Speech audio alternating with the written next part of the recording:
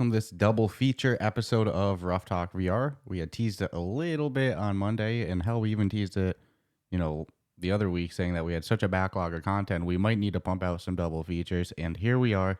In this one, it's a little bit of a special thing. We dedicate the whole episode to one game. In this one, like I said, double feature. It's gonna be like one of those drive-in movies. You pull in, you finish, and then as soon as you finish one, the next one starts. So we got 2 games to review today. 2 great ones, without giving spoilers on our final score or anything like that. These were 2 that we were very excited for. Starting with Ghost Signal, a Stellaris game, will be our first half, the first feature. And then the B-side, the second one, we're going to be covering Peaky Blinders, the Kings Ransom. So, man, we talked with Russ Harding, the chief creative officer of Maze Theory at PAX, and that was a great interview. We met some of the team and instantly had us hyped. So as soon as we got back from PAX, we had to start enjoying that story.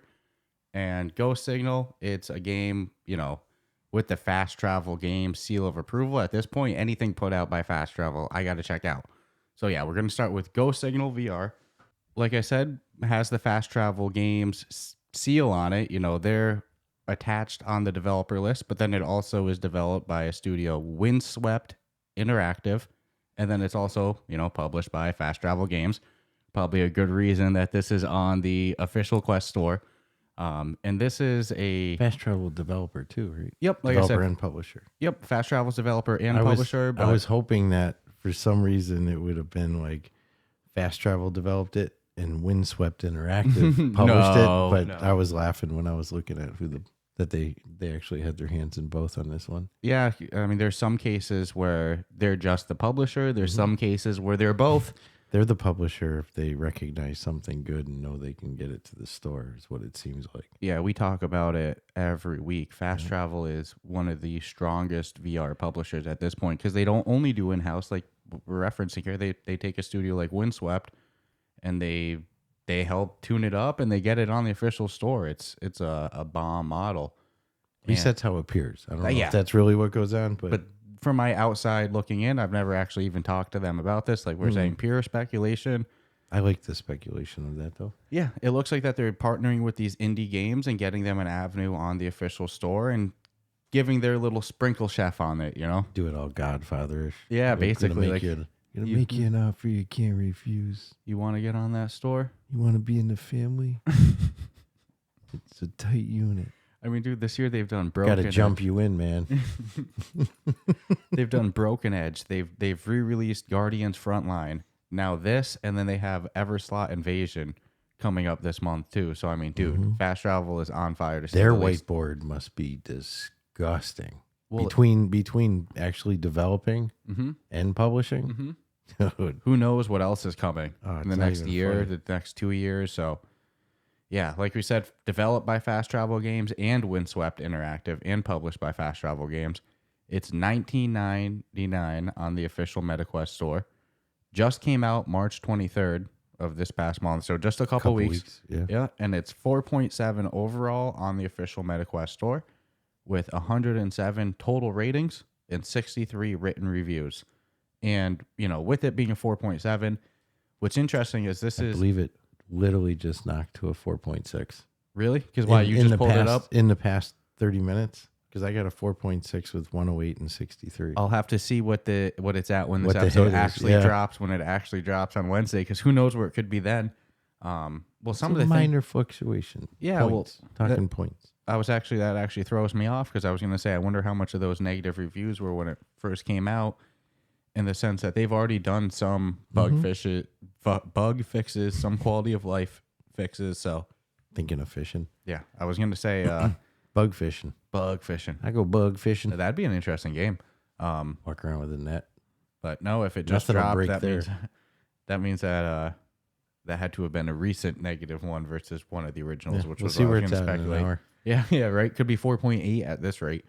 But that's part of the thing when a game just comes out. Sometimes we even like to wait until let there's the been dust settle. Let some, if there's known fixes they got to do, just out of respect, because it sucks when we review something and we might hammer it in a certain area, and then we find out like a month later they did quality of life issues. added some stuff to it.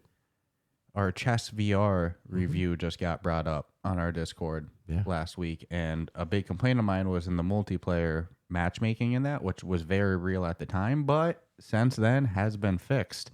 But it's like that's on record. Anybody goes and listens, that's what they hear in that regard. So it's like that's a great example of why we like to wait until some things have been ironed out. You know, like you said, the dust has settled before pumping out a review. But yeah, no, this one just came out a couple weeks ago. It's got this Stellaris name on it, which is kind of like a grand strategy top-down game on the PC. Huge following. Stellaris is a huge franchise. People love the Stellaris games. I love top-down strategy games. I was always more of like a Civilization guy. I never really went deep into Stellaris, but people love it. And Ghost Signal is an offshoot of that in the universe, but not at all a top-down grand strategy game. It's kind of like a top-down roguelite. Instead, it's an action fighting game in space, but you control a ship, kind of like top-down view. And it's a roguelite, which means constant runs nonstop. You know, you're going to do it, you're going to die, you're going to get a little bit better, you're going to do it, you're going to die, you're going to get a little bit better. But this is one of those ones that has obviously in-run upgrades like all roguelites have. You know, you can improve a little bit in the specific run, but then it has permanent upgrades in between, you know, which is always cool. I like that feeling of actually getting better with my ship, my stats, everything like that, besides just my skill. I like some benefit for going back. That's huge for incentive. But something that's really cool that they do with it is that they tie in like the fact that you're dying and restarting and doing it over. It's tied into the lore of the game that like it makes sense and it works. Yeah. You get to pick which answer all the time too. Yeah, dude, your AI talk thing is freaking hilarious. Talk thing. Well, what would you call it? Your little shit buddy? I don't know. My ship It's called AI? my robot. Yeah, he's funny. He's my robot. Sometimes he gets sarcastic at you. Has he had a little sense of humor with you yet? Yeah, definitely. Yeah, you have to call him out on it. You're like, dude, is your humor thing sent to max? Like, what the hell, man? I just died. Now you're busting my balls. I love how some of the choices they give you too. One of them's like obviously nice, and one of them is definitely even sometimes when you interact with some of the different traders, like your utility trader or weapon trader, like your no answer could be a little sarcastic. Yeah, absolutely. I agree. And so this game, like I said, top down, and they let you use your controllers or hand tracking, which is pretty cool. I don't trust hand tracking in it though. No, I mean, full disclosure, just with the aiming. Yeah, I'm a controller guy in this game, 100%. But they give you a good mix of setting options. You know, right off the top of the main menu, you'll see like play, you'll see your settings, everything like that. And in the settings, you know, you can change if you want the characters to speak English or just a random mumble jumble. Gerbil. Yeah, you can. There's just some nice like quality of life, I would say, setting options. So yeah, I definitely recommend going in there, popping there. You can change one thing where like this game kind of has an asynchronous feature to it. It'll make more sense when we explain a little bit more how the game works. But there's one you can encounter shipwreck stages in this game, and the shipwreck will be a real player that died, you know, on their run, and you can take some of their upgrades that they've gathered. But you can turn off that if you don't want it to be real people, it'll be NPCs. I don't know why somebody would turn it off, but they give you the feature too. Probably because the lack of faith they have in an NPC to make the right choices for shit to have chosen for their ship. Oh yeah, they're like, I don't want these people are picking the shittiest upgrades. Correct. Oh, I didn't even think of that. Yeah. Whereas the NPC probably has arguably better drops at this stage of it where people don't really know the game yet. Oh, dude, I didn't even think of that. That's the only thing I could think of. Wow. But it does have that asynchronous feature, and you can toggle it off. Yep. So they give you that. So the settings are real cool. And when you load in the first time, you know, they give you the whole lore of the game, you know, what's going on, the distress signal, you know, everything's, you know, is what it is. I don't want to spoil the limited amount of lore and story that they introduce you right away, you know. You'll get it pretty fast. But they kind of teach you the mechanics of the game. And the way it works is you're controlling a ship called the Aurora. To my knowledge, in playing the game, unless like, look, this game's hard. We'll get into that, but it's hard. So maybe you do get more ships, but I'm fairly confident you don't. You just upgrade your ship. At this point, I'm gonna say you don't. Yeah, so you're the If I'm cap. wrong, I'm just like I'm further devastated. But well, I'll be the first to say that if I'm wrong, I'll update. I'll make but corrections. I am not winning trophies with this game. No, not at all. And I guess real quick before you even go in and play, like I said, there's play settings. There's something called research, which in there you use the currency that you've won throughout your runs. Like you get 2 currencies in a run. You get money to spend on upgrades in the run, and then you get a total amount of points, like this purple currency, and that's what you take out into the main menu to spend on, permanent upgrades. Well, on the main menu where you click research, that's your kind of like your skill tree to spend research points on, which is the purple stuff. And they have a couple categories. Like there's one, they call them like hanger. Geez, I don't even remember all the names, but there's 3 different windows of skill tree things. Yeah, one's like specific for your ship or like its abilities. So there's one's like more weapons.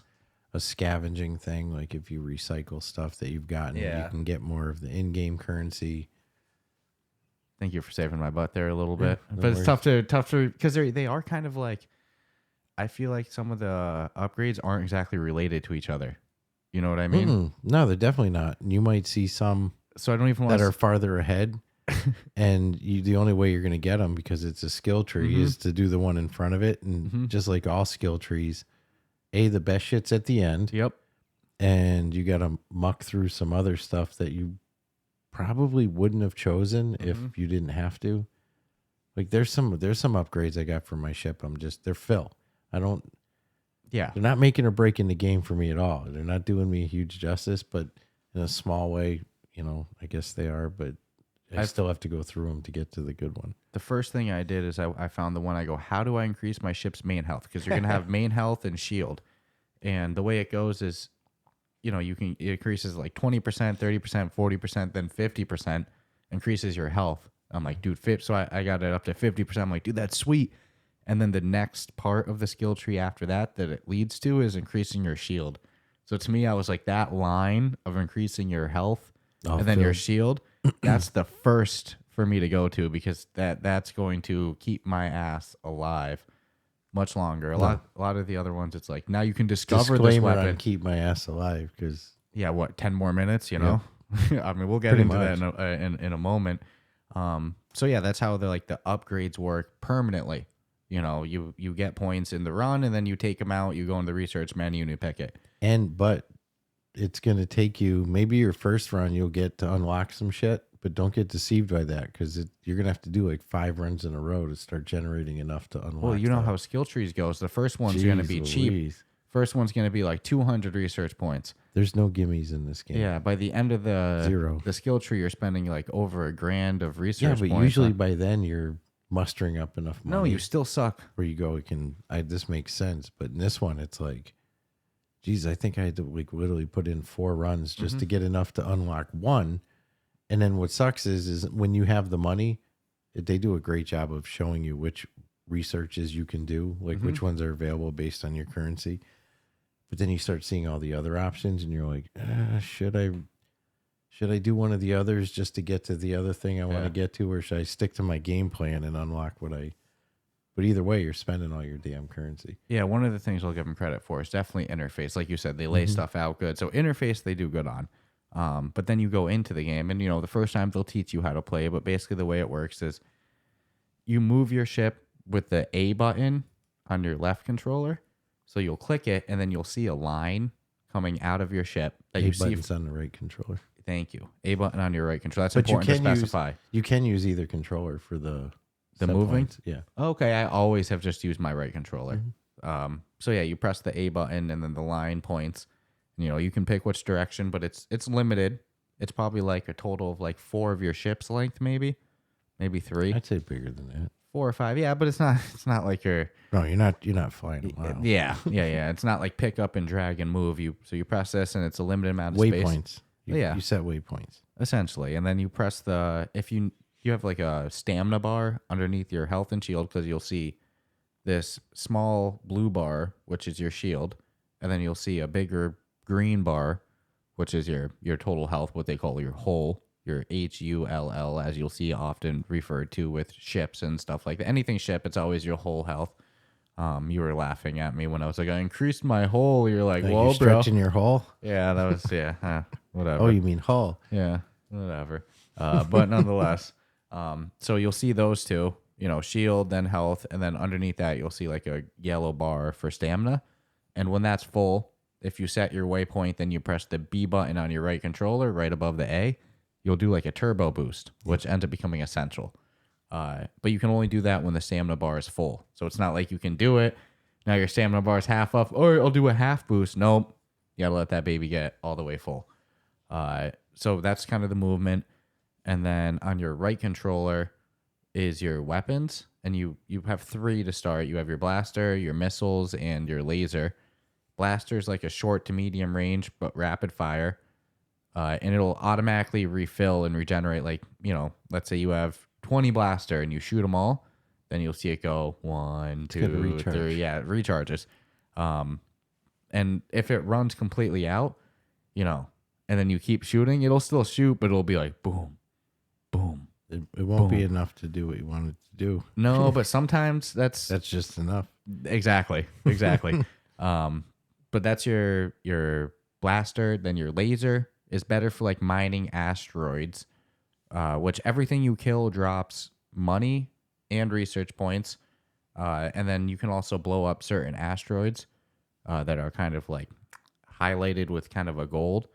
If you destroy those ones, you can pick up even more research points and money. But the laser is better for that. It doesn't do as much damage, but it goes farther. Theoretically, that's what they say. I mean, what I mean is theoretically it's better. And then you also have missiles, which you only have 2 of them to start. You can get upgrades that increase, the total amount of missiles you hold. But, you only have 2, and you get more missiles just by killing shit. It's like you'll kill shit, and it randomly will say you got 1 missile. That's how it seems. And then on your left hand, you have a scanner by pulling your trigger, which scans all objects around you, which sometimes you need to do in the game for various reasons.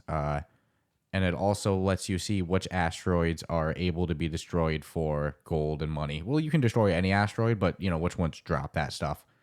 And then also on your left hand, you'll see, like, a button to press your upgrades that you've gotten for that run. You'll have, like, a button for settings, and then you'll have a button to open up your map. And in your map, you'll see pretty much how that run's going to go. So it'll show your starting one, which is always super easy. And then there's various different types of, I guess, encounters you can have. The way it goes is you have your start, and then you have the end where you get to the next stage. And there's a total of 7 stages. And on each stage, there's probably like 4 or 5 levels that you have to go through. But there's like 2 or 3 different routes that you could take, and you'll see where it's each like one a skill leads. Tree. Yeah. It's for the levels. For navigating. I guess that's a good way to describe it. Yeah. It's the only way I could think, because I'm at the mercy of what I choose. It's not like randomly saying, okay, you're doing an elite battle. Yeah, you get to pick which path you go. But the paths, I mean, you got to understand there's temptation involved, because there'll be things on some of the paths where you'll be like, okay, I have to do four fights to get to the end of this whole level, but the first one's an easy one. Then there's the question mark one, which are always cool. Could be a weapons trader, could be a utility trader, could be like a little adventure, like a little text adventure. But stay away from those elite battles. You don't want no part of that. Yeah. Holy Moses. So like you said, there's the regular ones with the question mark. Man, there's a couple times I've gotten like with the text adventures where it's either like I just got something cool from it, like an upgrade. Yeah. And then there's also ones where it's like stay in longer and get more loot and yield out of this, but potentially get damage from it. Yeah. Like it gives you like give you like 2 options, like lose double or 20%. you start to double or nothing it too. What, you know what's crazy though? What? The other night I went to one of the utility traders, and I'm used to it giving me 2 options and the option to say bugger off. Like I'm not interested. Yeah. This freaked me out. So I went there and it gave me 3 choices. It was something for my health. there was no, you don't get to pick one. You're just picking one of the three. Each one had a loss. Oh, you know what I do when that happens? What? I go on my left hand. I open up the map. Just bump away. Yeah, totally. Because that's happened to me a couple times too. I was just picking shit that you just picked one of the. Because like, you know what? This is the lesser of all the evil on that one. So yeah, I'll take it. That sucks. Yeah. So we'll get to that in just a second. Just to finish up with so there's different types of stages, like a regular battle. That's my favorite to do because it's a regular battle. That's my favorite in the first level. That's on the second level. It doesn't matter that that's a battle. It's going to be an ass kicking battle. That's a good point. So you might have a regular battle. You might have the question mark, which we went into. You might have a creature, which there's like 200 or something. There's over 100 at least. There's a lot of different creatures. There's a million, man. A bajillion. There's a bunch of creatures to encounter, and some of them are hostile, some of them are friendly, some of them bring perks, whole bunch of stuff. But you use your scanner to scan them when you go to the creature one. Like I said, some of them you'll just go to and you'll scan the creature. It's cool. Some of them you'll go to and there's a whole bunch of enemies to fight, and this guy's shooting fire or lasers or whatever. It's just nuts. But I always like the creatures. They're fun. There's weapons traders, utilities traders. There's exactly what you said to avoid.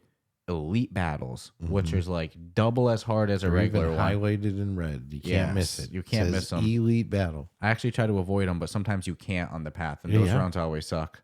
Sometimes like you'll have 3 different choices, but they all funnel to the last 2, and that last one is going to be that friggin' elite battle. Yeah, sometimes you have to, but there's 2 different elite battles that you'll encounter, either a regular elite battle or a shipwreck elite battle, and both of them drop perks.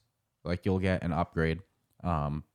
But the shipwreck one, that's the one that has either real players or if you toggle it off, NPC stuff, and you kind of get some extra little person upgrades. And with the person upgrades, so basically what happens is on the first stage that you clear, you always get an upgrade, which you can have a total of like 30 upgrades in a run. I don't know who's that savage. I suck at this game. I'll be the first to say. Very important to say as we get in further into this, I am butt cheeks at this game. I have a blast with it. I have fun, but my goodness, do I suck at this game. I'm terrible. So I'm not going to get the max amount of perks and stuff that you can have. But you pick a perk to start, you clear the stage, you scan the thing, it gives you 2 random ones to choose from. Kind of reminds me a little bit of Mother Gunship in that regard. And then you'll read each one, and then you'll pick one. And then you can throw away your upgrades, like recycle them to get more money. You can upgrade them by spending money, which again you get from killing shit, by scanning it, by picking them up, whatever. Or you can just leave them at level 1. You can just leave them as is. But that's basically the deal with upgrades. And then to get through the stage, like I said, there's all those different type of ones with different paths. You just have to make it from start to end. But guess what? There's 7. So, dude, the first level of level 2, to put this into perspective, is harder than an elite battle of level 1. Oh yeah, I can't make it past. I can't make it through the end of the second fucking level. Well, the boss of level 2 is so freaking hard, dude. In my opinion, like, this game it goes like stage 1's decently hard, but like easily beatable too. You can do them all, even the elite battle. Yeah. Once you understand the game. And then stage 2, it's just like, have fun, kid. Like, you're screwed. Nah, dude. Stage 2, they're throwing the guided missiles at you. And when I say guided, I mean like you can't get your ship. Like I went and hid behind an asteroid. So I'm like, well, fuck this. And it just goes around the asteroid and hits you anyways. Well, you have a brief moment to shoot it down, but. So there's a ton of different type of enemies and stuff in this game. In fact, if you go into on the main menu, you can see the list of everything you've discovered, all the different enemy types you've encountered, all the different upgrades you've encountered, all the different creatures that you've scanned, an area that says restricted, which I don't know nothing about. So the game goes in depth, but it's like you start with just fighting these small little easy ships. That they're effortless. You pew pew, shoot them 2 blaster shots, they're dead. And then they start to throw in some little ships that shoot lasers that are a little bit more troublesome. And then they throw in these ramming ships, not creatures, these ramming ships that literally they don't shoot at you, which is nice, but they charge up and they sprint at you and full just go and try to ram into you like a rhino. And if they hit you, they pretty much take away your whole shield. I mean, you get hit by a couple of them in a row, you're dead if you don't have any upgrades or anything like that. And what's messed up about this game is we mentioned that there's shield and health. Your shield, you recover fully at the start of every level. So boom, you cleared the battle, you start the new one, full shield. By default, you recover nothing for health by going to a new level.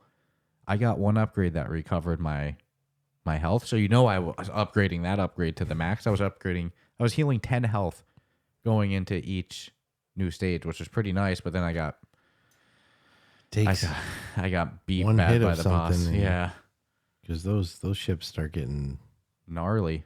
Fucking huge. So, from like normal ship to full-blown battle cruiser. And you might be able to buy more health at specific spots or something like that, but it's very rare by default or anything that you're recovering health. So it's very important that you don't let anything beyond your shield go down. But good luck, because one ramming ship and boom, now your whole shield's gone. Or guided missile. Well, that's the thing, because then besides those, then the next thing that comes in is the warships, which spawn little guys on some of them.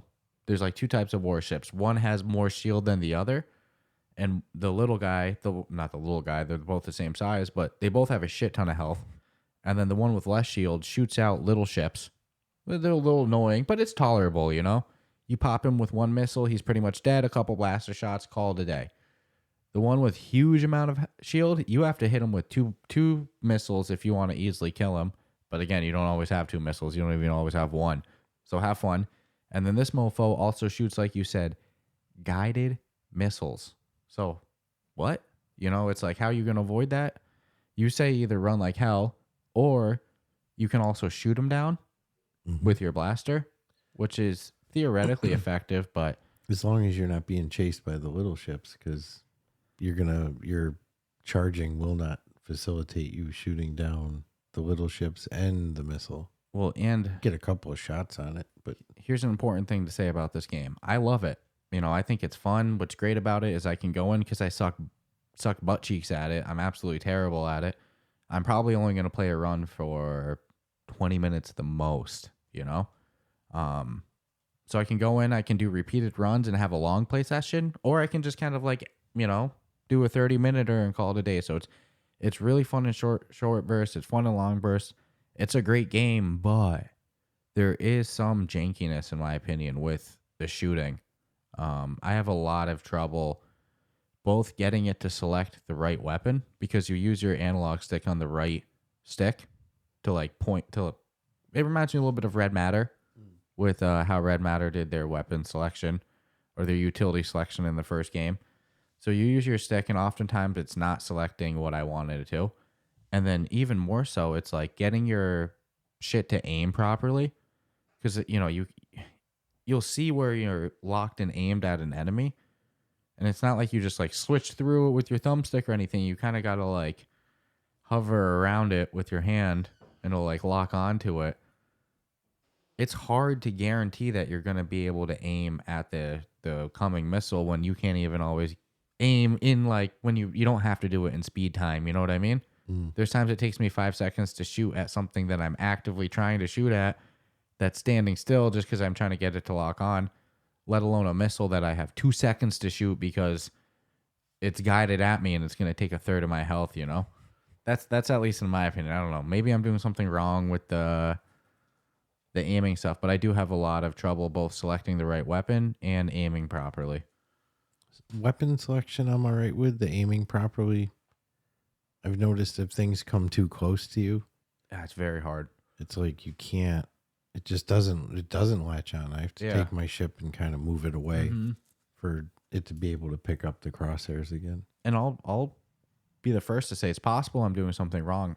Definitely, I think with the weapon selection, because I had an issue with Red Matter with it, but I think it's minor stick drift.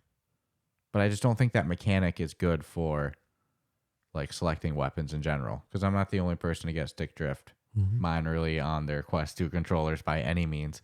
So I'll give them the benefit of the doubt on that, and also give the benefit of the doubt that maybe I'm aiming wrong. I don't know about that. I don't think so. But it definitely is tough to latch on to the right enemy. It's, like you said, especially if they're close to you. That's really where the issue occurs. And think of what's going on with a guided ass missile. That shit's close to you. Yeah, you're doomed. You can only eat so many of those. That's usually where I run into trouble. And like, what's cool though is there's bosses too. Like the end of the second stage has a boss. And you load into that stage and you're like, that's a boss. Like, you know, right away. But I'll give them credit, man. They have a really unique thing with like a top-down roguelite. It's fun. It's replayable as hell. They do a great job with like having the research and the upgrades and all that to keep you coming back. You know, they've said that there's adding more content, but even right now, it's in-depth as hell. If you go into like the little codex area where it shows you everything you've discovered, there's a lot of different upgrades, a lot of different enemies, a lot of different creatures. And then you go into the research, the skill trees are huge. Like to discover everything, to unlock everything, and somehow, whatever savages are making it to level 7. I'd like to know. Yeah, because like, dude, it gets so hard. Every stage is harder than the last. So it's like, you know, stage 3 is harder than stage 2. Stage 4 is going to be hard. It's like, dude, I don't even see how. And besides all that, they also do like a daily challenge, too, besides the story mode, where you can just try to get on a leaderboard of who did the best on whatever. That one's like preset. They have like conditions and various scenarios and stuff with it that, you know, make it a little different than yesterday's daily challenge. And they have a daily leaderboard with it. You don't get any research points or anything for doing it. It's purely for bragging rights. Like one of our Discord members, King Canuck, he actually got on first place on one of the daily challenges.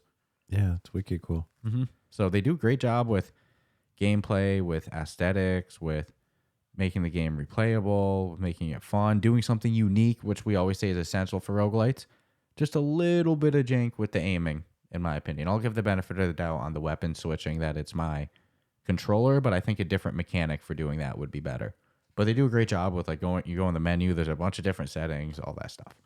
So you want to get into our final thoughts and rating? Yeah, go for it. Sweet.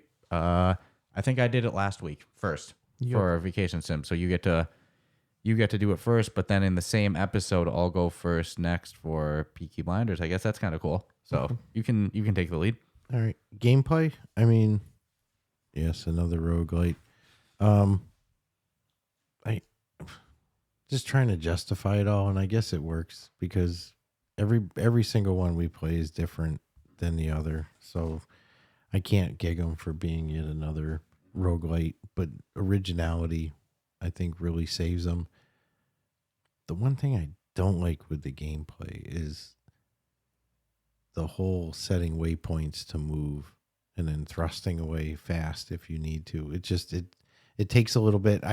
If I take a day off from playing this game and then go back into it, I have to relearn how to move. It's like really weird because I don't even know what the button combo would be to make that different or better. But for some reason, my brain, every time I go in it, I'm like, oh shit. And then, okay, I press the trigger to shoot, but okay, now I got it. And then I start playing. But overall, I give them a 15 for gameplay. They definitely brought their own original, kind of like in my head, everything. Aesthetics, it's space. The highest details come from your ship and definitely the battle cruisers because they're bigger, so you can actually see more of the detail. So I give them a 15. Not, going to knock your socks off graphics, but nothing that's going to make you go like, oh, this looks like shit. No, it looks well put together. It visually looks well put together.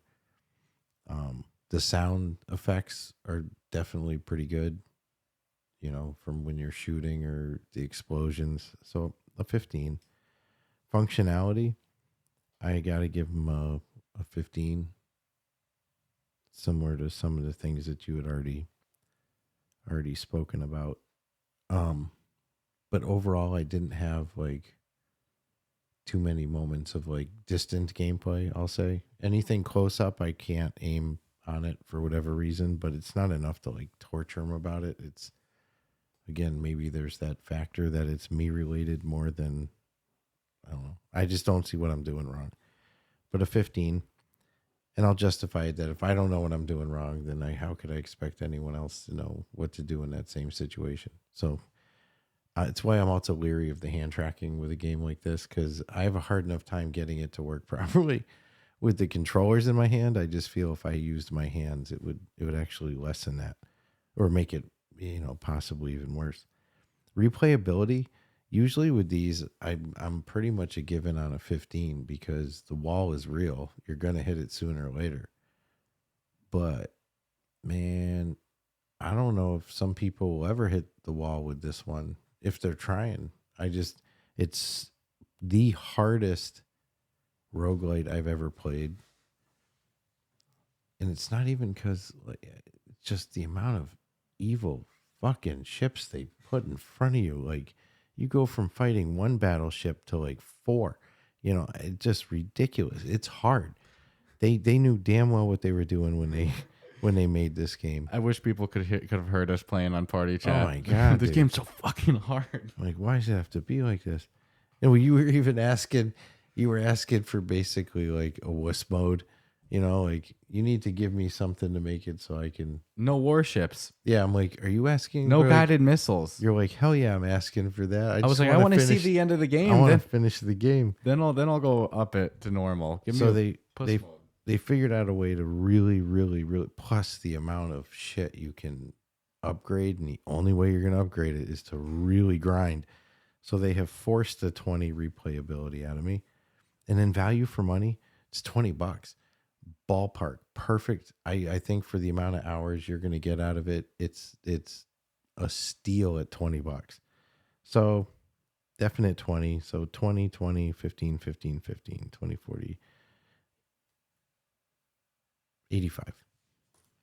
For a minute, I came up with something higher. I'm like, how's that possible? Not bad. And 85. We'll mostly agree. The game's great. I mean, like you said, $19.99, dude. Damn. And I'll even say before I get into mine, if you go $19.99, but I wish 25% cheaper, I'll put the 25% referral code as the store link in the show notes, the episode description. So if you love this review, you want to go pick up the game after, you can save 25% on that too. Pretty sweet. We get some store credit for it as well, so help support the show one way or another, right? Besides just listening and tuning in every week.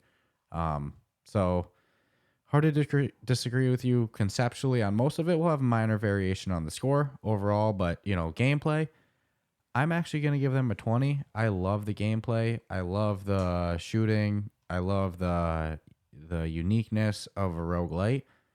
I 100% know what you mean about the controls and the movement. If I take a day or two off this game, yeah, it's going to take me 30 seconds to remember how to play, especially how to move.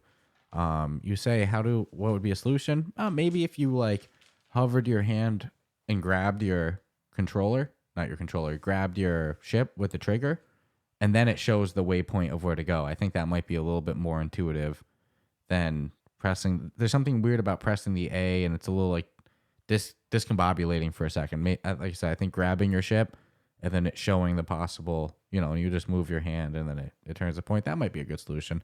But overall, I love the gameplay. It was fun. Definitely the controls and the moving, a little wonky. Wasn't enough for me to take away 5 points, but I totally get your standpoint. But I'm giving them a 20 on gameplay. Aesthetics, I actually went with 15 as well. I agree with you. It's space. Spaces actually seems to be pulled off very well in VR. It was better graphics than I anticipated. I say it every week. I'm getting tougher and tougher with the aesthetics category. That seems to be the category that I'm the hardest to earn a 20 on. It seems to be just reserved for the red matters or the photorealistic real VR fishing, yada, yada. But there's nothing bad with it. Great soundtrack. Actually, really good soundtrack. Really good environmentals, but I'm going with 15 on aesthetics. Functionality, I actually went with 15 as well. Like you said, I don't think enough to knock them to a 5 or a 10, but I gotta gig them a little bit for the aiming. I'll give them the benefit of the doubt that I'm pretty sure my weapon selection issue is due to my controller drift, my stick drift, and yes, I'll hit it with the WD-40 contact cleaner. Yeah. But it's gonna come back. I would like to see them have a different mechanic for selecting your weapon type than the one that currently exists, but that's not enough to fully hit them. But the aiming is definitely an issue, and that becomes very problematic later into the game, even in the second stage when you're getting guided missiles coming at you, and it's like, dude, I don't have time to play with trying to aim right. So functionality, I went with 15 as well. Replayability, holy moly, they went over the top with replayability in this, between all the shit to unlock, both in a run, but more importantly, in between runs in that research skill tree. And then also, dude, you go into that codex, like I said, the amount of different creatures, enemy types, wow. There's a lot of reason to keep coming back, especially with the daily challenge. I gave them a 20 on replayability, which for a roguelite is hard. I actually think that's the hardest category for this genre of game to nail. So huge props on them. I mean, wow. Good job on them on content. The game's in-depth, and they've said more content is coming, which is ridiculous. So replayability, actually surprisingly, a 20. And then value, word for word what you said, $19.99. This game is so in-depth. I'm going with a 20 as well. So 20, 15, 15, 20, 20. I give them a 90. 90 out of 100. Damn. But I don't disagree with your 15 on gameplay either, It's a good score. Yeah, 85 and 90. Go Signal if you like roguelites, if you like space, and especially if you like top-down strategy. This is just where it's at now. I mean, it just freaking came out. So yeah, like a year from now, it's probably going to be... I'm going to hear a lot better than it is even now. Yeah, my criticism of the controls and be like, dude, I forgot it was even like that, Yeah. So huge props on them. Huge props on Fast Travel. They have Everslot Invasion coming out next month, so I'm excited for that as well. And before we get into our second one, you want to take a quick ad break? Yeah, and then definitely. Usually we do it in between our review, but since we're doing a double feature, kind of gives it a little organic spot. So we'll be back with you in just a moment. In the meantime, enjoy this message from our sponsors, and we'll be back with you. This podcast is brought to you by Kiwi Design, the leader in Metaquest and VR accessories. And now you can deck out your device while supporting the podcast. The Metaquest 2 is a great headset, but do you ever feel things could be a bit more comfortable? Well, we have the solution for you.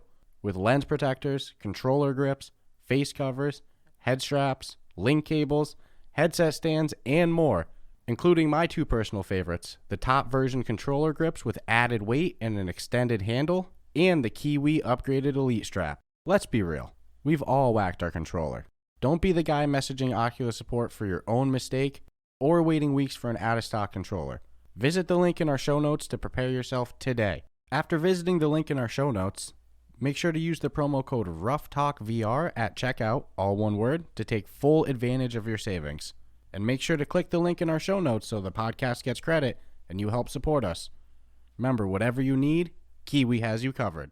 Hey everyone, we're excited to announce our newest sponsor of the Ruff Talk VR podcast, Mindway, a new immersive well-being app on the Metaquest store. Not only is Mindway scientifically backed, they are so confident you will like what you try that it is free to try, with monthly, annual, and lifetime passes available for upgrades once you fall in love. Featuring meditation courses, build your own meditation options, daily mindful practices, a beautiful original soundtrack, and scientifically developed content, Mindway makes meditation easy with interactive sessions that will teach you how to meditate with an accredited mindfulness instructor, because the time commitment and learning curve shouldn't get in the way of good habits. Anytime in the past I've tried to personally meditate, I would always find my mind wandering and thinking, and I never felt like I received an actual benefit.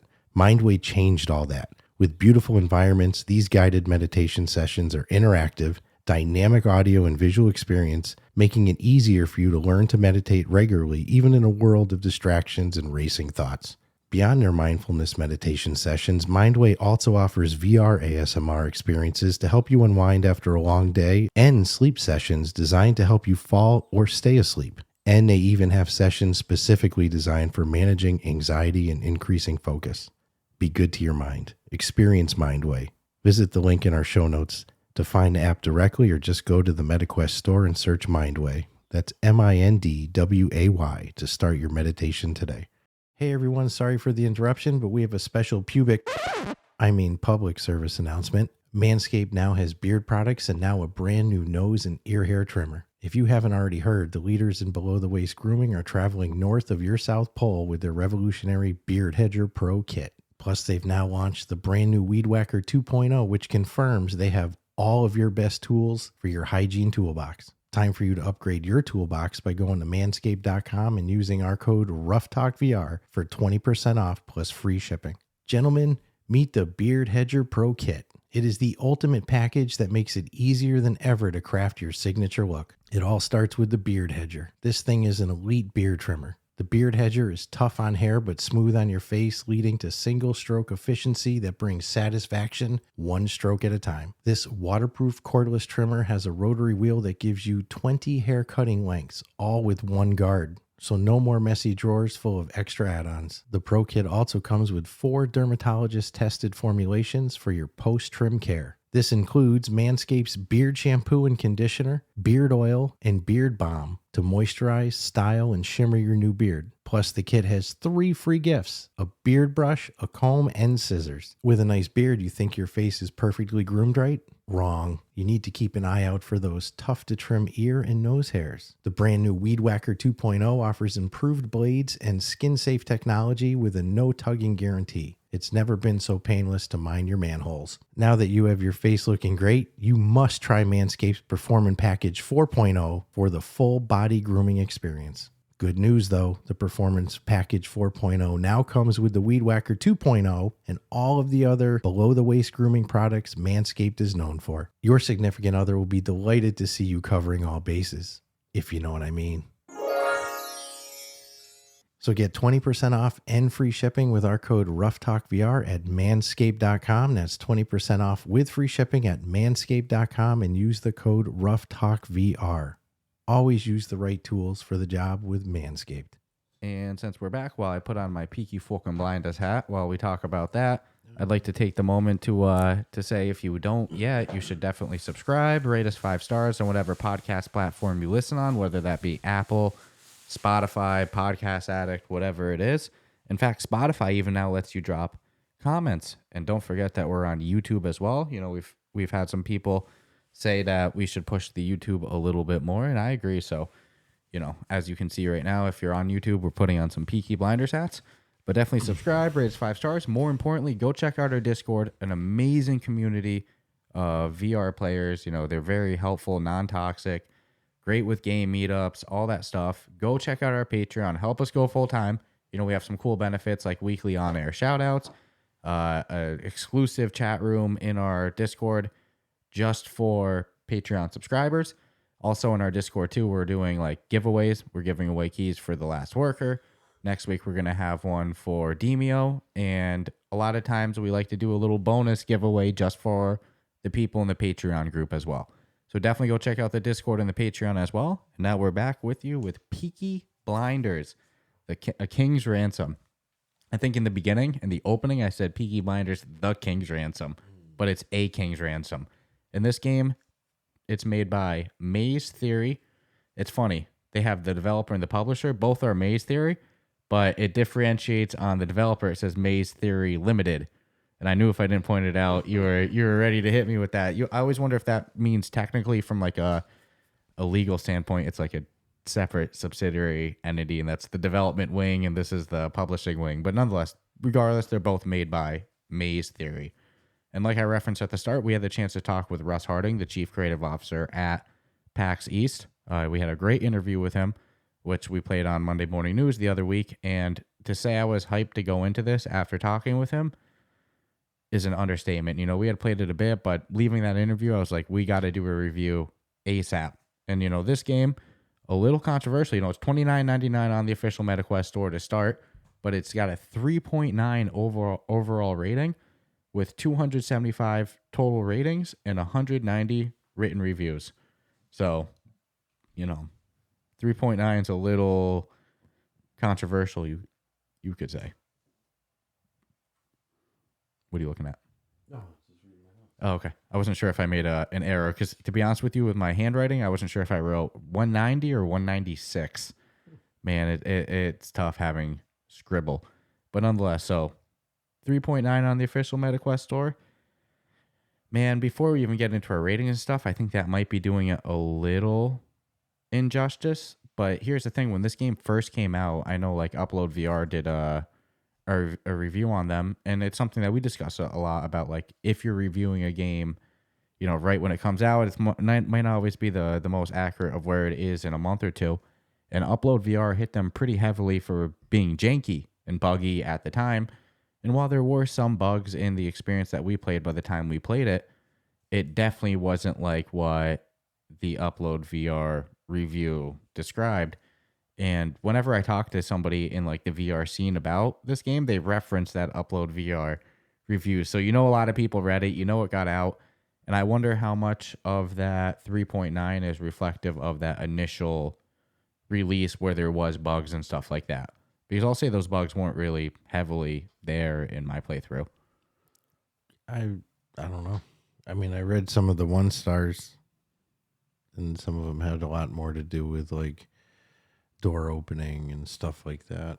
The interactiveness was not to their satisfaction. Oh, what's interesting? I actually give them credit for their interactiveness in this game, where there's so much that's interactable in this game, to the point that's almost a little over the top. You see an apple, you're going to be able to pick up that apple and just throw it around for no reason, besides it's there. No, they got a ton of interactive stuff. I think it sounded more like just functionality. Yeah. Like the door being like grabbing a door and opening it. But I mean, again, probably would have been cool, but maybe not. Yeah. To have played it when it first came out. See, I feel like so much. I wonder if that review is reflective of that initial experience. But nonetheless, I personally think it's better than a 3.9 is what I'm going to go into. And Peaky Blinders is a well-known TV series, and this is a VR adaptation of it. You don't play any of the characters in the TV show. You play a character. Which is good. I like that you're not. I actually think so too, but the character that they make you fits into the universe. You're like a war vet who... No, Dodger. Well, you deserted. An AWOL. It's not that you even dodged. You never even went in. You deserted. Yeah. So for over a decade, I think. Yes, the head of the Peaky Blinders of the Shelby family, Tommy Shelby, he doesn't like deserters. But luckily for you, you guys are childhood friends. Look at that. You're an old chum. And guess what, too? In a horrific incident, you lost your voice. So you don't talk either. Look at that. Works perfect for the game. Look how they fit that in with the lore.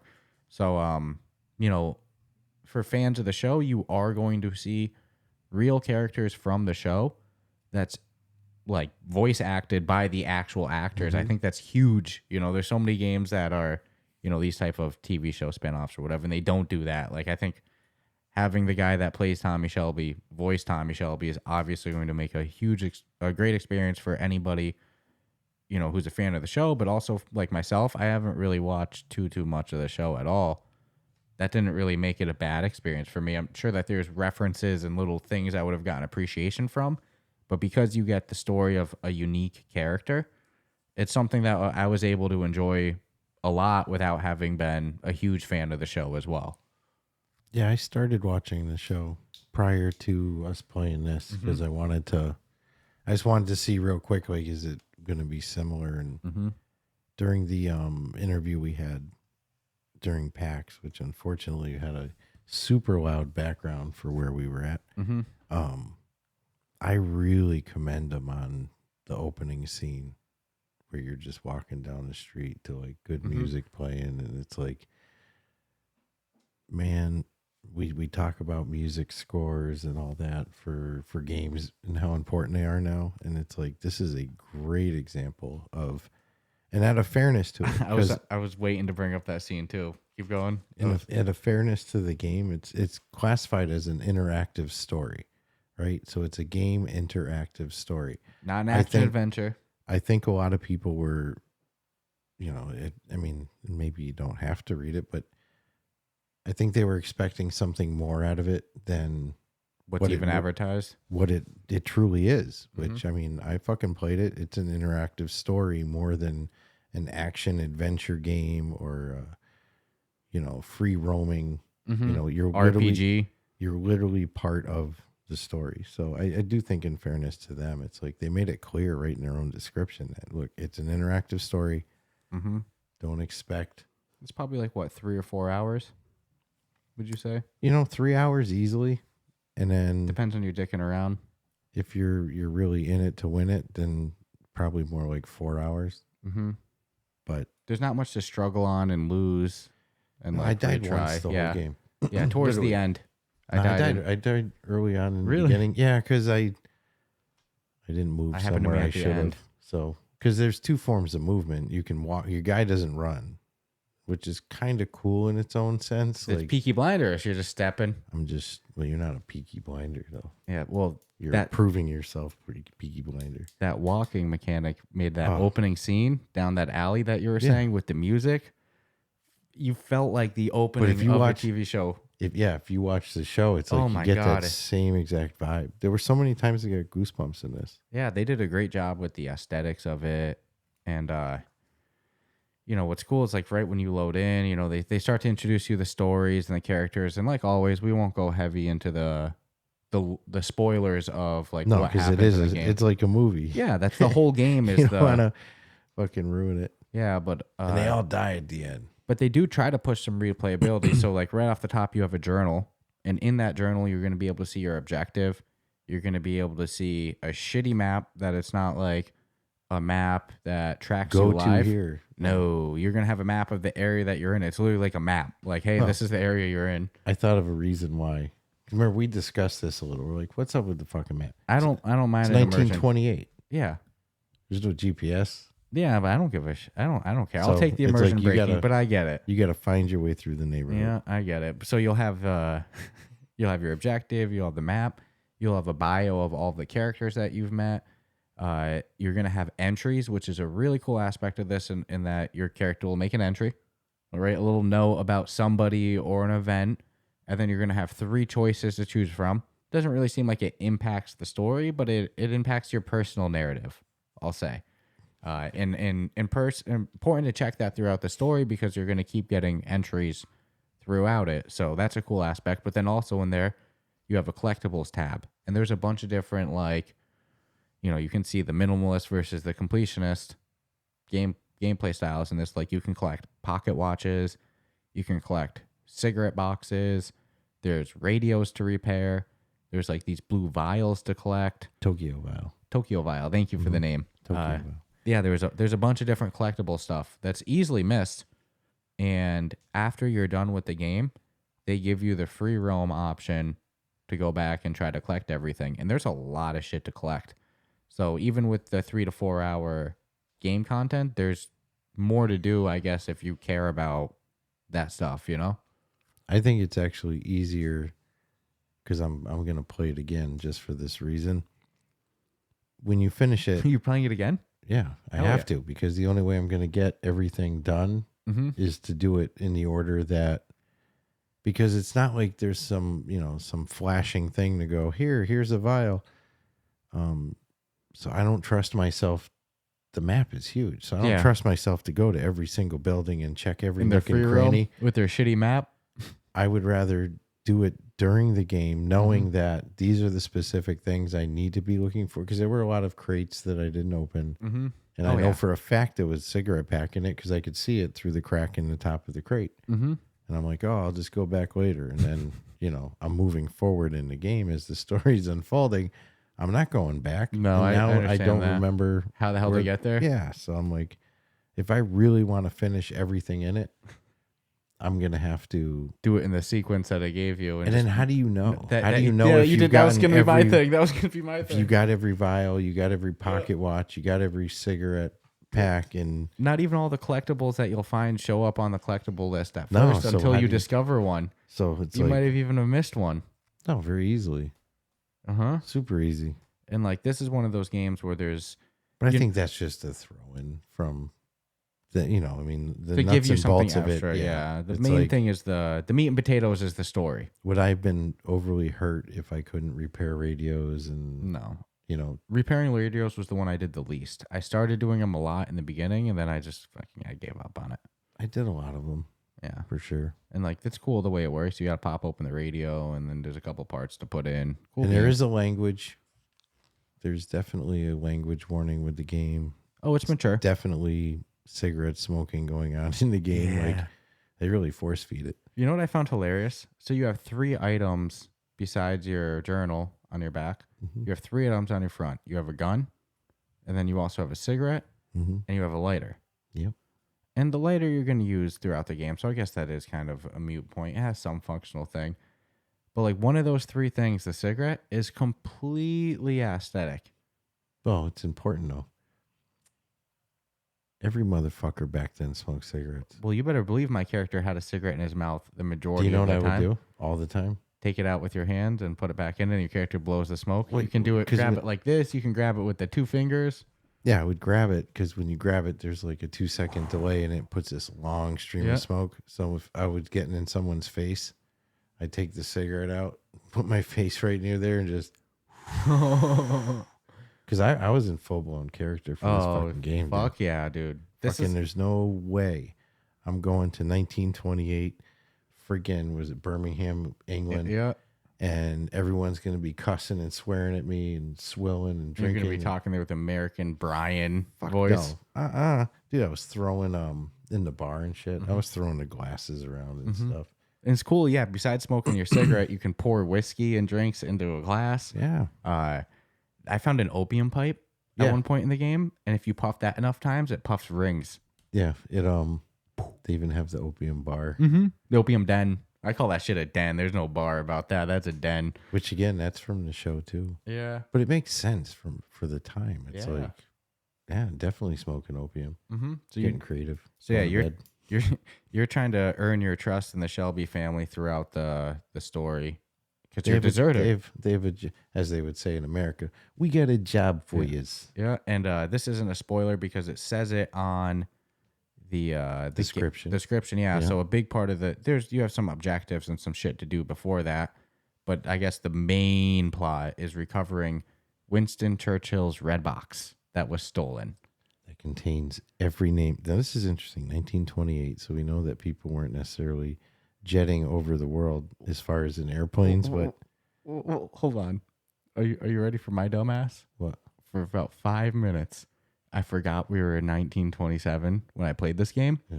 So the first time that they were like, "Oh, Winston Churchill's red box," I was like, "Oh shit!" Like that's some like old documents and stuff. And then I think like 2 minutes later, they referenced Tommy knowing Winston or something, Mm-hmm. and I was like, "Oh fuck yeah, we're in 1928. Motherfucker's alive." Yeah. Oh, okay. I was like, these are active. It only took me like 2 minutes, but for like 2 minutes, I was like, oh shit, that's some old stuff, you know? It's like, no, they're living it. no, that's like some active political shit right now. That's too funny. Oh man, it was too funny. But yeah, the red box has every British agent around the world's name. you Yeah. know, so they know who. But then I'm like, okay, so 1928, you've got all this info, and there's, let's say Thomas Wahulian, whatever. He's a British secret agent, and he's in, Africa. Are you just gonna fly over there? So whatever intel you have on the guy, unless he's standing in that same spot when you fucking get there, what, 2 months later, taking a boat? Weren't they still boating, boats and sails? It's like sports cars weren't around, SUVs and 4x4s, big jetliners. Just, Well, hey, nonetheless, though, it just cracks me up that, like, how did they even get the info back then from agents spread all over the world? That's what it really got me thinking, because it's not unrealistic. Yes, there were, we obviously had agents all over the world, but how was the intel getting back fast? Mm-hmm. Versus today, they would just, okay, send it on TikTok. That's a good point. There wouldn't be no stolen red box. That's No, the benefit it's of just, it cracks 2023. me up. I'm like, what would you even do with that info? So yeah, no, but that's the main part is getting back Winston Churchill's red box and the adventures that leads to in trying to get Tommy Shelby's, your old childhood friend who hates deserters, trust back. I needed his You're approval. lucky he man. didn't put a bullet in your head just for running away, is the vibe I Well, got. and coming back, yeah. That's pretty much, they make it clear with you. They're like, yo, You don't fuck with the Peaky Blinders. that's the vibe I got. And there's a lot of like, fuck the commies. The commies are trying to burn. yeah. It's freaking hilarious. But you go back to the time, it's 1927, 1928, whatever it was. I think it paid to be a Peaky Blinder if we were looking at it in a real world thing. Well, It's there's I'd rather be on their side. There's some things you do in the game that I asked how you did them, and it was exactly how I imagined. Cold hearted to Just the core. full in character. full in character in this one. And I mean, that's a thing that, like, if you don't have that type of imagination that you get immersed and you get in characters, I don't know if you're going to get your money's worth out of the 3 to 4 hours. But if you have that type of imagination and you get in character, like when we're playing Star Wars, Tales of Galaxy's Edge, and we're squatting down with Yoda and we're just in character, we're having fun, interacting with the models, you know, if you're the type of person that can, like, again, get in character, then this is going to be an amazing experience worth the money. It just all comes down to how you enjoy games. To me, this is a movie. You know, it's like 1,000,000%. And it's got replayability in the movie to it too. Like, yeah, I kind of do, even if it's not to collect everything, like the aesthetics of this game with the character models and the environments and the music. It may not be the graphically best all around, but it's still damn good, and the aesthetics of it make it fun to just walk around. Spoiler? What? I gave him a 20 for aesthetics. Yeah, I did too. Yep, pre-spoiler. Look, right there. I'm not making It's that up for awesome. you, but because it's the overall package. Yes, not just the graphical package. Although the graphics standalone by themselves are really damn good. Some characters better than others, like Fang. Fang's character model was one of the best. But your aunt, I found her character model to be not too good. When it's funny, it's like, well, I see her. They definitely made her look nice and scrubby, though. Yeah, maybe that was just what was going on. And Fang's got his nice suit, you know. Or the lady, the Chinese lady, wearing a beautiful dress. Mm-hmm. You know what I really liked? The eye reflections they used. They almost went too heavy with the eye reflection because it almost looks like light rings. Mm-hmm. But I realized, I'm like, oh my God, they're throwing reflection off of the. You want to hear something dumb? What's that? It's my immaturity. Again, we go back to the conversation we had on Monday of like, don't judge me on what I do in VR. What'd you do? Who did you touch? Well, I tried to grab tits. Oh yeah, I did the same thing. It didn't let me. No, there's funny? a force field around the tits. And it's like, it's a video game. It's not multiplayer. Nobody's watching me play. For a split second. I can't grab this fucking tit. Oh man, it's funny because I don't know why. Well, I know why I did it. Why not? And I almost got upset for a minute because I was like, I laughed. I was like, wow, no way. They have it a force field. I almost blamed the game. Like, oh man, it's like a block. Like literally, like if you put a nobody's watching me. But I understand if it's multiplayer. In a multiplayer game, I can that actually is like a you great could offend feature. somebody. Or I get that if it's like other real players. Yeah, it's a single player story experience meant for my own immersion. Yeah, I'm trying to be a fucking Peaky Blinder. If I want to grab a fucking tit, I'm gonna grab a fucking tit in this universe. That's not how I conduct myself in real life, but it's part of because it's what I would never do in real life. That makes me want to do it in the video game. So I laughed when they didn't let me do it. I laughed. I was like, you motherfuckers. There's a scene with her in a doorway. She comes down the 3 steps, and that's when I even made the sound effect like wonk wonk. I swear to God, because my guy's just a dick. That's how I think I am. Exactly. It was part of me being in character. Grab your titty, and I like hit that wall. I'm like, wow. Well played. And again, I'm not the one saying that you should be able to do that. That means they thought of it. They're like, you know what? No, that means people are doing it in beta. We need to take away. They're like, yo, people are just grabbing tits. They were using the VR chat titties, so they were all like jiggly with the ragdoll feature on them, so they ripple. So yeah, the character models were they pretty protect good. Their characters very well. In this story. Yeah, 100%. But back to the aesthetics thing, like. To the replayability, dude, there's something about just even walking through the streets of Birmingham in this game. I said it when or whatever small town you're in, small district. It's Birmingham and it's North London. Something. There's some fucking name of the small town that you're in. I've only been there in the game. Mm-hmm. No, the only thing missing for the overall experience is the smell. Like if you could have somebody burn some coal or something outside your window and waft it in. It convinced me enough that I felt like I was there. There were certain parts in the game or story where I actually felt kind of, even though I'm a fucking dirtbag, obviously, but I felt proud. Like, And then, an ending. Completing jobs for the Peaky Blinders, dude. Hell yeah, you're proud. But I felt like $1,000,000. Oh, you asked me about the ending scene, and you're like, "How did that feel?" Yeah, I didn't say shit about it because I wanted to know how you liked it. You're like, when they did that for me, you're like, "Fuck, I got dude." goosebumps. Yeah. And then the scene right before it. People who played it could be like, "Oh, dude, that was the worst ending ever." I'm like, "No." Well, how about dude. the scene right before it? Yeah. Oh man, the story of it's good, and there's kind of something about the journal I forgot to mention before, dropping pens. Besides the, the bios and the objectives and the collectibles, there's also like paper sheets that you can collect throughout the game of notes, which contain a whole bunch of game lore that you don't have to ever pick up. Yeah, I won't ruin what it says, but you and I are both on the same page of like, I feel like there's some uncompletedness to that whole part. I'm on the fence of even bringing up what the subject's about. I wouldn't. But like it ties into to a real life thing. Well, and I'm also wondering if that could be a possible continuation. Yeah, per se. future content or something by just like that. Just dropping seeds here and there that this could happen or we could go this direction. All I'm going to say is it felt like that there was a subplot in the notes that I don't know if I didn't find enough of them or that's just the way it goes, but I didn't feel like I found the completion. But in fairness, in real life, there's not a completion to that story either. No. We don't know. Allegedly. Theoretically. It was Winston Churchill. Well, like, who knows, So, I mean, maybe I missed the conclusion of the subplot, but there seems to be a nice subplot in a lot of those notes. I never saw a wrap-up, and certainly anytime I saw a note, I grabbed it. And not all the notes had to do with that subplot either, by any means. It was just its own random little distraction, and even the newspapers. Yeah. But I picked up all of those. As well. Yeah. But that type of stuff is going to vastly increase your playthrough time. If you ignore it versus you grabbing it. There could be some hidden stuff we don't know about, but I think it's just seed planting.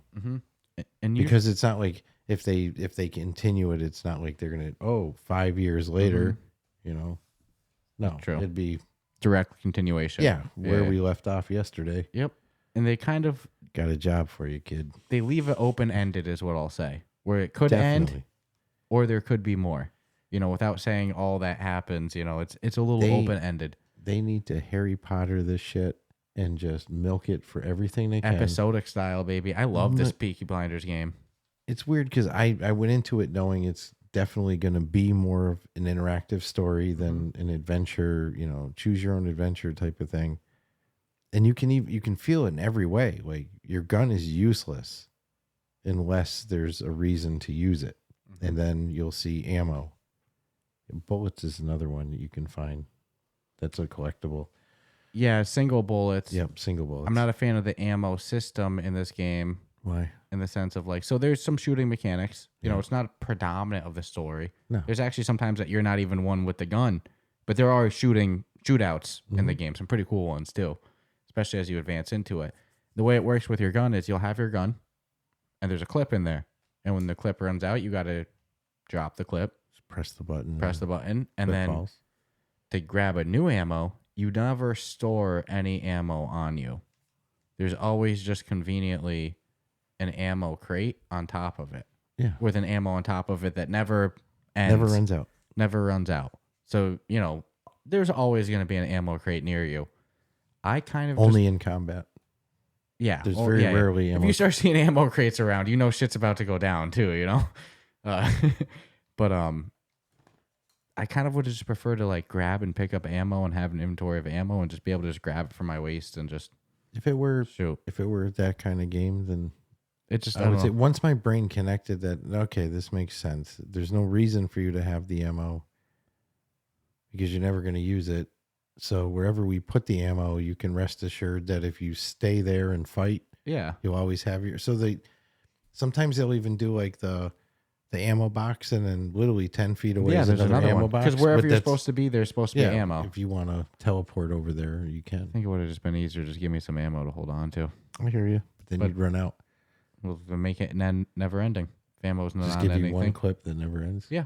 Or not never ends, but just a never ending round of clips for my waist. It's the same thing. Those are just conveniently being ammo boxes. I didn't mind it. No, it wasn't anything that's going to deduct from their score or anything. Plus, it also told me that You just know that shit's going down. Yeah, that's going down around here. That's why I said you see ammo boxes, you know shit's about to go down. So there's kind of that aspect. It wasn't anything that's going to hit on the score. I just would have preferred to just have ammo on my waist or something like that. But that, so there is some combat, but it's not the whole game. It's not an action shooting game. It's just there's shootout moments. Would you say like 25% combat, 75% interactive story, interactive, fine shit. Yeah. Yeah. And I think we've just about described everything on like the way the game functions and stuff. But something I really want to emphasize, besides it having good graphics and everything, is how great they did with interactability in this game. Almost everything is interactable. Even if you don't need to ever touch it, like I said, an apple, you're going to pick up an apple. Whatever you want to pick up or interact with, it's probably interactable in some way. And they utilize that a lot in the story as well. Oh, there's tarot cards to grab as well. Let's give you another collectible. Yeah. So there's a whole bunch of those are actually probably my favorite collectible to grab. Those in the cigarette boxes. I crushed it with the Tokyo vials. Well, here's the thing. It's like indigo blue. It sticks out like there's no. No, there's a lot of things you can't find without lighting a lantern. Yes, and to light the lantern, you'll never find it. You take your lighter, your like Zippo style lighter, and usually the way it would work is like pretty much go straight and there's your objective, but then you'll see a room on the right or the left, and inside there's some collectibles. There's pretty much that whole format. Either follow straight and you're gonna get to your objective immediately, or if you want, take a little detour in there, and there's going to be collectibles. You just, like you said, might need a lantern. And then one more thing we forgot to mention, then we'll get to the final thoughts and rating, just about in terms of looting and stuff and getting collectibles. There's also like crates that in order to get into, you need to have either a crowbar or a hammer. Yeah, a hammer. And then you pop it open, and then you grab what's in there. But we've already done our ad break. I've already pushed our Discord and our Patreon. Is there anything else about the game that we didn't go over yet? No. I mean, this is one we went into kind of with specifics of a whole bunch of shit we can't talk about. Because, we knew it. It's like... If there's anyone to do a double feature with, it's the one that we can't talk about the story for half of it. Correct. Just know that, like, if you ever wanted to experience what it would be like to maybe be a Peaky Blinder or work with them, this is your chance. Dude, as somebody who didn't even watch a lot of the show or nothing, I loved it. Like, it was very immersive. So we'll get into our final thoughts and our rating. You went first on the last one for Yes, I did. So now I get to lead it for Peaky Blinders. Woo! So our categories again, starting with gameplay. Man, I'm gonna give them actually a 20 on gameplay, believe it or not.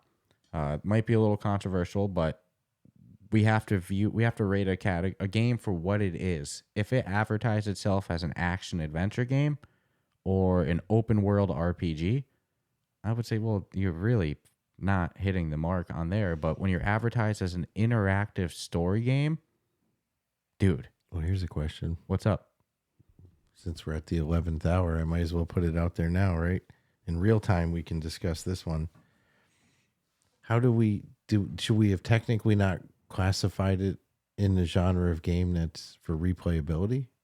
I was even thinking that but then only because its main classification is interactive story. Do you want to pause and just drop that category for this and then readjust our scores real quick? You can think of something to replace it. Or we could just change them to 25s. Because it's not 1 to 25. Oh, man. 4 categories. I know on the spot you put me. You're the one who brought this up. Remember that? I mean, because it's been bugging me. Because I'll be honest, I'm down to just do 4 categories. My replayability score for this game is real low. Yeah, and that's not fair. It's like, wow, for everything they put into it, it's not. All right, you want to pause and do 4 categories of 1 to 25? Yeah. I can't think of a fourth one. We've done difficulty it's before. It's not a puzzle game. It's not difficulty. Then you could do quality of story, but like that's kind of a dumb category too. Interactive storyness. It's fucking let's just do. You want 4 categories? Yeah, it's fine. Pause. Give us 1 second, and we're back with our with our updated score. Thank you. So I'm actually going to change their gameplay then from a 20 to a 15. No, I'm just kidding. That would be stupid. I'm going from a 20. Actually, they're 25 on gameplay. I for the same logic, I think that they've maxed out the gameplay category for what they set out to accomplish in the genre of an interactive story game, what I was saying where we left off is, again, you view it as an action adventure game, an RPG, it's a different thing. But when you look at it as a genre of a interactive story, they went above and beyond. The game's so interactable. The shootouts are fun while predictable and limited. They're still fun.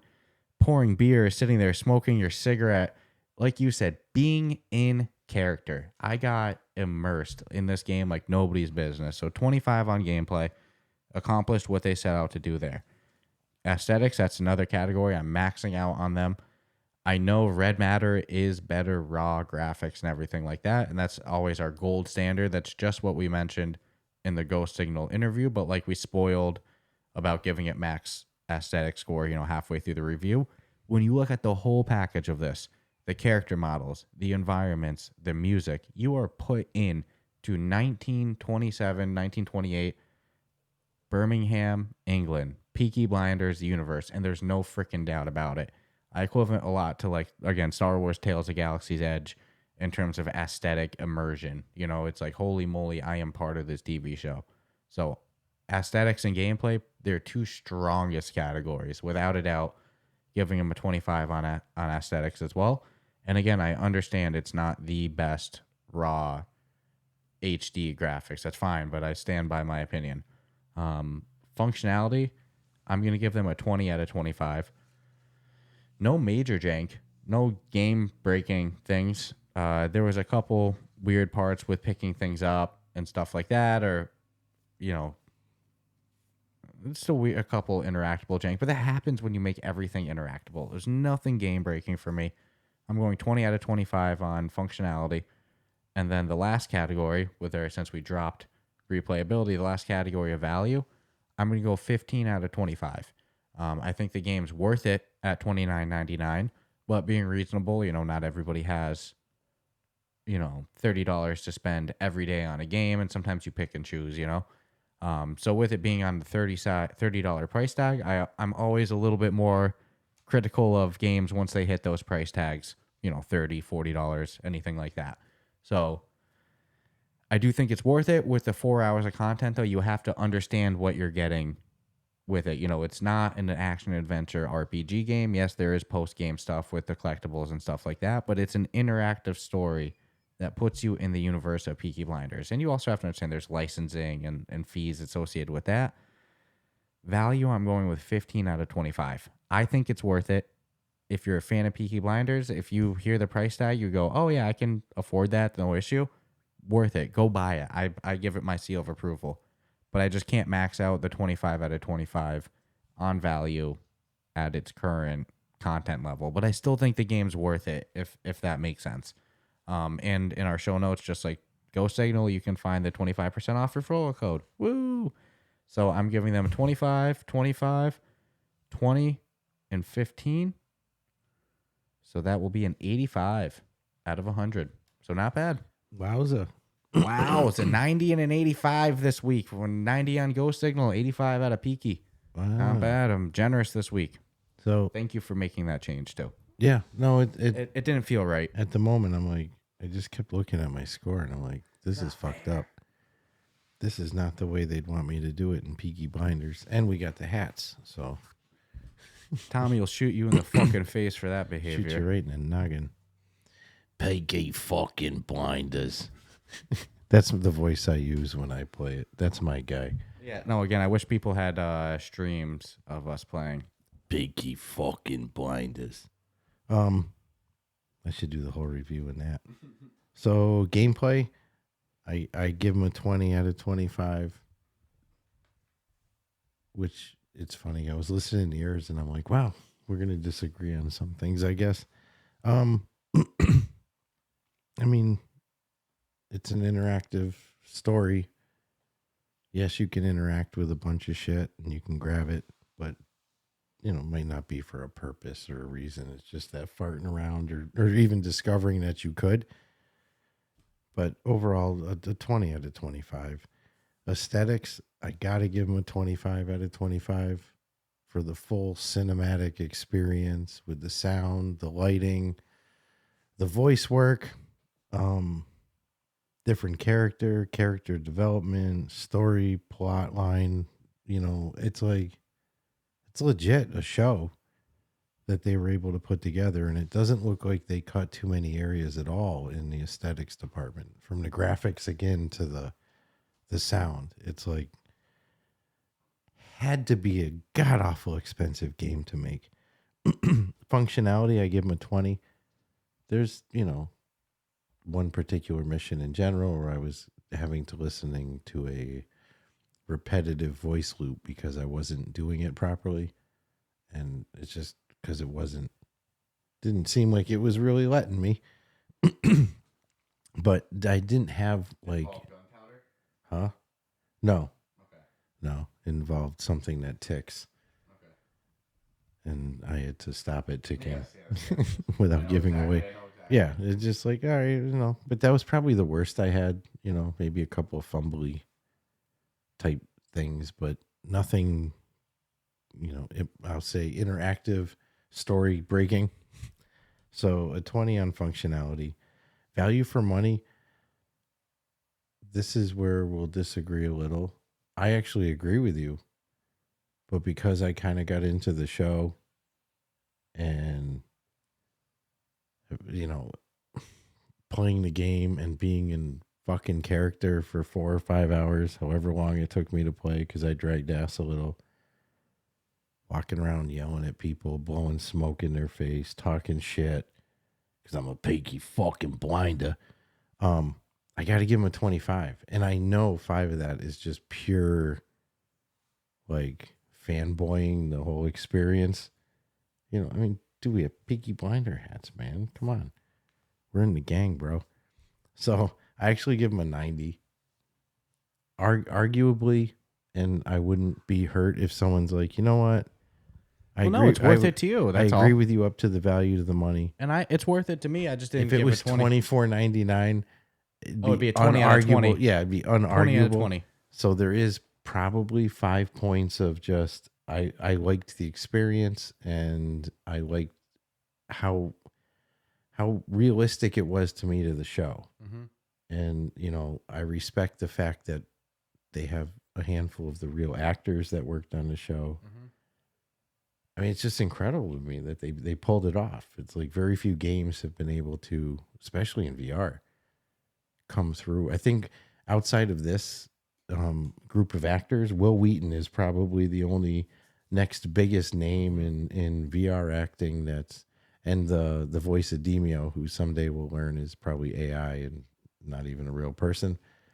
But you get what I'm saying? Yeah. Or no, they knocked it out of the park with voice there's acting. been very few. saying. There is the actress, the English actress who it was in Goliath. Goliath, yeah. I don't remember her name. Nope, off the top of my head. recall. I know her face. I know her in movies. Don't know her name. Yep, she was just on TV for something just not too long ago. The way it goes. What's your favorite VR game right now? You can't answer. You get put on the spot. It's hard to remember that shit. You know. I don't because someone asked that too. But I don't have one specific. Don't make me pick. But I'll definitely be playing it again, even though replayability isn't, just so I can try to find, and then I can still be my Peaky fucking Blinder. It's funny. You went higher on value, but I went higher on gameplay. Mm-hmm. Isn't that funny? Yeah. What it both ends in is that it's a good fucking game. But if you're a fan of the show, it's a no brainer. It's like dude. I mean, remember the big cutout they had of Tommy at PAX? Mm-hmm. How many people taking selfies with it? I would have loved one of those. Yeah. Put them in my house. Just a reminder of what's going to happen. It's like those, remember the big head things that was going around? Yeah. Fat head. Yeah, but I definitely wasn't disappointed. I kind of want more. Dude, you can throw fucking Molotov cocktails. Dude, you can do a lot in this Yeah. Especially, I mean, I guess the more sick you are in the head about it, the better. Mm-hmm. But whatever. Beat you with a hammer. No, but It good sounds stuff. like Boston. Yeah, good stuff. Good stuff Hammer. with a hammer. Between Ghost Signal and Peaky Blinders, fun stuff this week. Mhm. Fun stuff, and we got so much more to do, and a We great got a lot. interview coming on Friday too. So Yeah, I'm excited. yeah, good week of I'm content. always excited, but I'm excited. Boo! And then, like I said, Everslot Invasion dropping soon from Fast Travel. So they're Ghostbusters coming out next week. my No, it's not. Imagine. I can't say it's not. I'm just gonna say it's not announced or anything like. No, it's probably. I'm guessing. I'm GTA's coming out on my birthday. I said on Monday. August. Life is good. I said on Monday. I think my guess for Ghostbusters will be part of Quest 3 launch. We'll see. You think before that? I don't think they can wait that long. I think we'll see a Quest 3 launch. They hyped it up at the last year's Connect. Yeah, and it's like, why would you? It got delayed. Even to keep face. Mm-hmm. Send us some music, son. I don't know. Give people a little taste. A little tasty taste. But nonetheless, so the hype is starting to drain. Among Us killed it for doing that. Yeah. Boom, announced, boom. It came out when they said they would. Mm-hmm. Bunch of hype. Mm-hmm. Still holding its own. GTA is a horrible example of that with San Andreas. Yeah. We don't even talk about that. We don't know. We don't know nothing. But that's one I'll argue we won't see till Q3. Yeah. Because they probably have had one. Even though their official wording on the San Andreas announcement was that it's in the works to come out on the Quest 2. They didn't say the Quest platform. They said Quest 2. Mm-hmm. So that's interesting. I think that was a mistake. They should have just said the Quest platform, you know? Yeah. Giving themselves the leeway. They're giving people time to forget. Yep. We never said that. Yeah, I don't know what the fuck you're talking about. Hey, we're fucking Rockstar. We didn't say nothing. Look at my fingers up here. What you talking about? Woo! Watch my left hand. Pancake lenses. All right, so stay tuned for Friday. Hope you enjoyed Monday's episode and today's. Like I said, Friday's interview is a lot of fun, and then even more fun stuff next week. So stay tuned for that. Subscribe, rate us 5 stars, join the Discord, help us go full time, join the Patreon, and stay tuned for Friday. Ciao, ciao.